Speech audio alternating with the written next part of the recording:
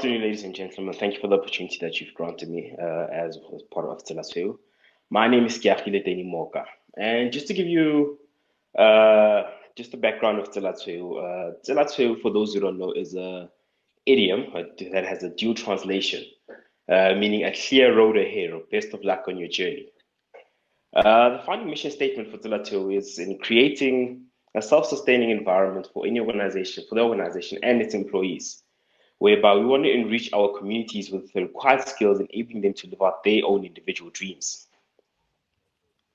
Tsela Tsweu's service offering draws from content production, broadcast services, equipment leasing, production facilities, content commercialization, and product support. Just to give you a rundown of our existence, the timeline. So Tsela Tsweu was born 2013, began its operations 2016. That's when I myself formally left the corporate world to pursue this dream. In 2017, we landed our first big contract from a broadcaster in the name of SuperSport, whereby we started doing highlights packages and started doing some ad clips for them for them. 2018 saw us land two additional contracts in the form of SABC Sport and UNISA. It was in this year as well where we got selected to be part of the SAB Foundation Entrepreneurship Program.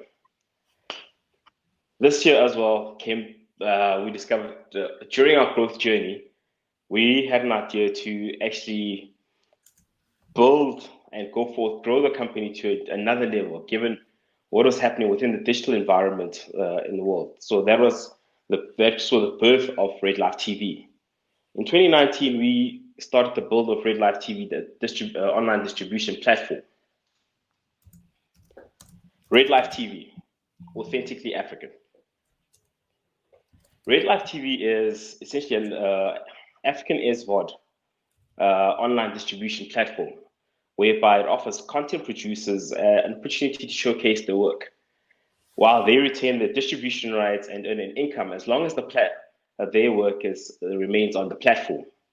Red Life TV is easy to consume, will provide easy to consume content, is flexible, and will give African stories. Red Life TV is built on a mission to promote and distribute locally produced content creatively to a global scale. This is one of the landing page of Red Life TV on the web-based service. Why Red Life TV? Africa has many untold stories. Within these stories, now more than ever, given the digital age that's evolving, Africa needs to tell its own stories. Locally produced content over the past couple of years has been at the forefront on the globe, locally and globally, and Red Life TV promises to redistribute this content, creating a platform for content producers and the consumers who's looking for African content. With the future of television rapidly moving into the digital world, we've seen companies such as the likes of Netflix, Showmax, iFlix start to heavily invest into the digital platforms, especially in Africa. What this has done is, but they all have something in common. The majority of these companies are already present within the African market, all have one thing in common, and that is that they do not prioritize African content producers and do not put them at the forefront, whereby Africa's got so much to share with the rest of the world.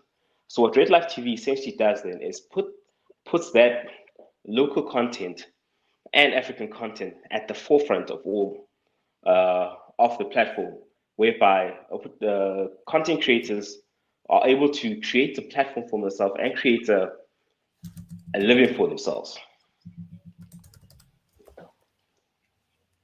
How will this be? How is it good? On the house, so Red Life TV it's a streaming platform. So meaning that we are gonna it's a SVOD. So sorry about that. It's gonna be based on subscription. It's a subscription-based platform, which is, and what you've seen over the recent months and years, especially during the pandemic that's currently happening now, the digital industry has actually increased in leaps and bounds. Just alone, in the past 3 months, you've seen an increase of over 50% of the local players in terms of Looking at my uptake. timer, your time is now up. So apologies for the frozen screen on the timer that's there. Unfortunately, that's all we can take right now. So we're gonna be inviting our jury back on stage. We have Dr. Audrey and Dikatso. Over to you. Thank you. Daniel, thank you for the presentation. I just have a quick question around the research that went into this.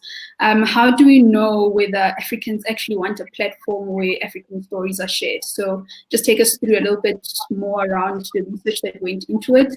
And please just also touch on your financials. So how well have you done so far? And then I'll let the other jurors just ask questions as well. With regards to the research, thank you for your question, Dikatso.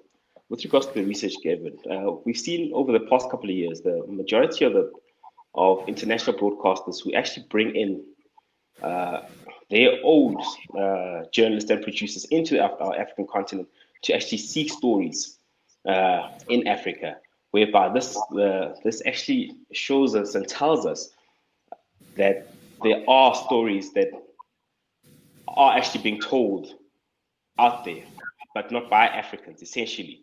So which has created a market and an opportunity for Africans to actually tell their own stories.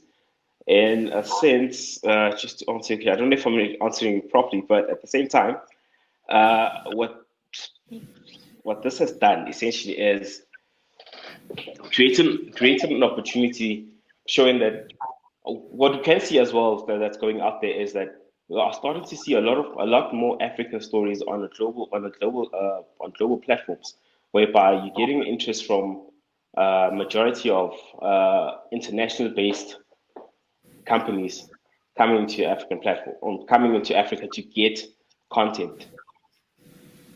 Okay. Can I also ask you a question? In terms of traction, how many subscribers do you have at the moment? And I'm going to ask a second question as well. So I first want to know how many followers, how much action have you actually created? Then explain to us how you make money, and the contributors to your platform, how do they make money? Or is it on a volunteer basis? So a little bit about your value chain, supply value chain, and then how you make money, and how do they make money, and how much traction do you have at the moment? So at the moment, what we've done is we did a soft launch. We've built a web-based platform and the Android platform, Android app. We did a soft launch just to go as a go-to in market, and within the first 2 weeks of soft launching, just to test the market, we were able to actually acquire close to about 200 downloads within the first week with the content that we had. So the current content that we have is content that we've got in our own library, of things that we've shot, and we've collaborated with guys who have ownership of Joy of Jazz and so forth. We're currently speaking to the National Video and Film Foundation, and are close to actually drawing a deal with them whereby their library, they've got a wide library, and putting their library onto our platform. So how we make money from this is from subscription, and how the content producer also makes money from this is subscription. So the revenue is going to be based on a revenue share split, whereby, say for example, we go 70-30 on net, based on total subscribers that we have on the platform. So the platform is subscription based. We're looking at introducing the platform at about 49 Rand a month. And based on the numbers and based on how much the completed views per content for the producer, that will actually determine how much money they actually make at the end of the day. Then from there, we take the net thereof and make a split accordingly. All right, thank you for that. I think your time is up. We just have to fix the issue on the screen there. But when I'm looking at my timer here, your time is up.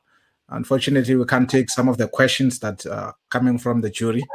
We would have loved to give you that opportunity, but we can't take them. So now it's time for the jury members to go on to the portal and score the participating startup. Thank you so much for the pitch. Thank you. Good luck.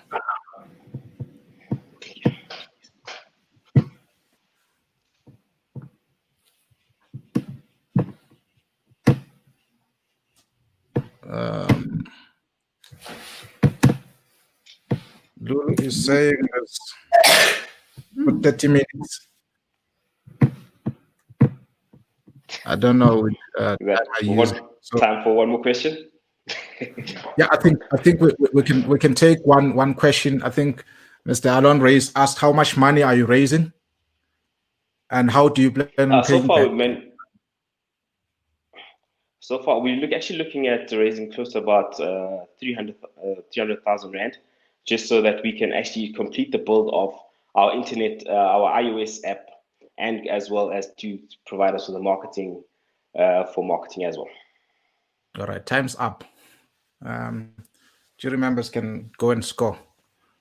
I just want to request my colleagues to